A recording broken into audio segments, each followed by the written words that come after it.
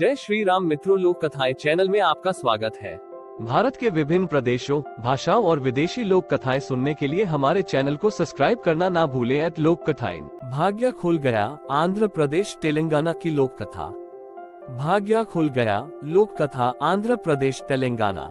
राजा वीरभद्र बड़ा दयालु शासक था। जो सचमुच जरूरतमंद होते थे उन्हें आर्थिक मदद देने में वह कभी सोच विचार नहीं करता था। जैसे जब कोई नया व्यापार आरंभ करना चाहता था, अथवा कोई अपने परिवार को लंबी तीर्थयात्रा पर ले जाना चाहता था, अथवा कोई बहुत दिनों से रोगग्रस्त रहता था और चिकित्सा के लिए धन का अभाव हो जाता था, तब वह निसंकोच उनकी मदद कर दिया करता था।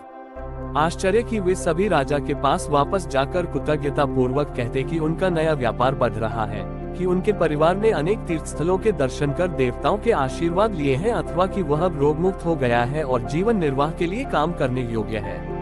राजा को ये देखकर प्रसन्नता होती थी कि समय पर दी गई उसकी मदद से वांछित परिणाम मिल गया। लेकिन उसे एक बात का दुख रह गया। वीरभद्र का दूर के रिश्ते में एक चचेरा भाई था, वीरमूर्ति, जो बहुत गरीब था। राजा उसकी सचमुच मदद करना चाहता था, परंतु वह व्यक्ति उसकी मदद से पूरा लाभ नहीं उठा पाता था। वीरमूर्ति एक अच्छा शिकारी था और भिन्न भिन्न विषयों पर कविताएं भी बनाता था और राजा को सुनाता था। राजा को कविता बहुत प्रिय थी। वीरमूर्ति जब भी आखेट से वापस आता या कविता सुनाता तो राजा उसे पुरस्कार देता था, लेकिन धन का उपयोग करने से पहले ही या तो उसे चोर ले जाता अथवा मार्ग में उसका थिलक हो जाता। इस प्रकार वह हमेशा गरीब का गरीब ही बना रहा। जब भी वह महल में आता तो वह मैले कुचैले कपड़ों में होता अथवा भूखा प्यासा रहता। एक दिन वीरमूर्ति ढेर सारे शिकार के साथ महल में आया। वीरभद्र उस पर बहुत प्रसन्न हुआ। उसने अपने दरबारियों के सामने उसे पुरस्कार देना चाहा, इसलिए उसने उन सबको बुलाकर कहा, आप सब मेरे चचेरे भाई वीरमूर्ति को जानते हैं। आज उसने ढेर सारे शिकार मारकर अपनी बहादुरी दिखाई है। मैं आप सब के सामने इसे पुरस्कार देना चाहता हूँ। तब राजा ने विधिपूर्वक उसे एक चमकदार नारंगी भेंट की और मुस्कान के साथ उसे विदा किया। वीरमूर्ति ने झुककर राजा को धन्यवाद दिया और दरबार से बाहर निकल गया। दरबार में कानाफूसी होने लगी। राजा अपने गरीब चचेरे भाई के साथ शरारत तो नहीं कर रहे हैं। राजा ने कानाफूसी सुन ली, लेकिन उस पर ध्यान नहीं दिया। न तो चचेरे भाई को और न ही दरबारियों को ये खबर थी कि पुरस्कार में दी गई नारंगी साधारण नहीं थी और उसमें मूल्यवान रत्न थे। वीरमूर्ति ने पुरस्कार के बारे में दोबारा नहीं सोचा। आखिर राजा ने दरबारियों के सामने उसकी बहादुरी की तारीफ की। उसके लिए यही बहुत बड़ी बात थी। मामूली नारंगी से यह कहीं अधिक बड़ा पुरस्कार था। उसे वह अपने थैले में डाल घर की ओर चल पड़ा। मार्ग में उसे एक भिक्षु मिला। उसने अपना कटोरा उसके सामने बढ़ा दिया। वीरमूर्ति के पास पैसे नहीं थे, इसलिए उसने थैले से नारंगी निकाली और भिखारी के कटोरे में डाल दी। तुम्हें भूख लग रही होगी, इसे खा लो, ये कहकर वीरमूर्ति चलता बना। भिक्षु ये देखकर आश्चर्य करने लगा कि नारंगी असामान्य रूप से भारी है।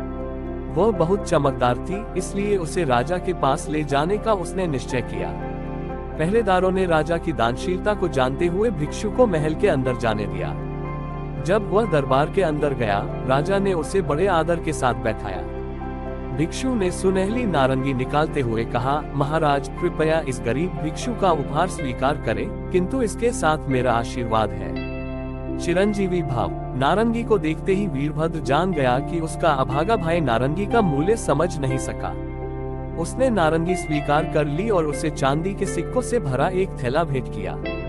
भिक्षु राजा को आशीर्वाद देकर चला गया। जब राजकीय आखेट की घोषणा की गई तब वीरमूर्ति भी आखेटों में शामिल था। इस बार भी उसने पहले की तरह अनेक शिकार किए। राजा ने पुनः उसे पुरस्कार में नारंगी दी।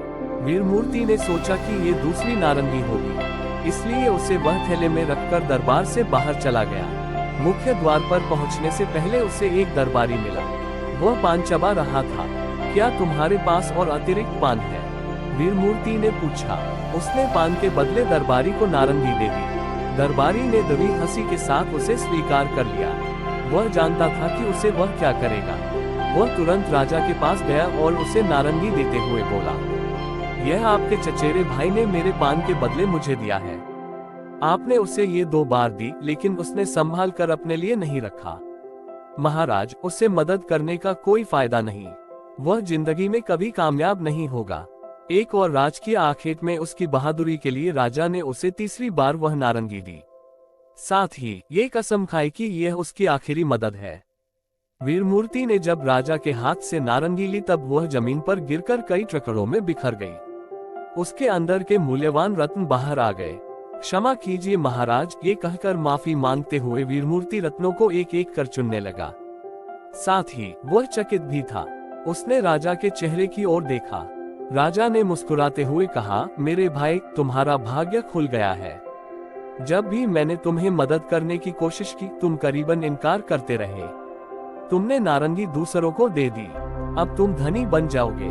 राजा वीरभद्र ने उसे इतना सोना देकर विदा किया जो उसकी जिंदगी भर चले। वीरमूर्ति शीघ्र ही एक धनी व्यक्ति बन गया, लेकिन उसने निश्चय किया कि वह भी अपने चचेरे भाई की तरह जरूरतमंदों की मदद करेगा।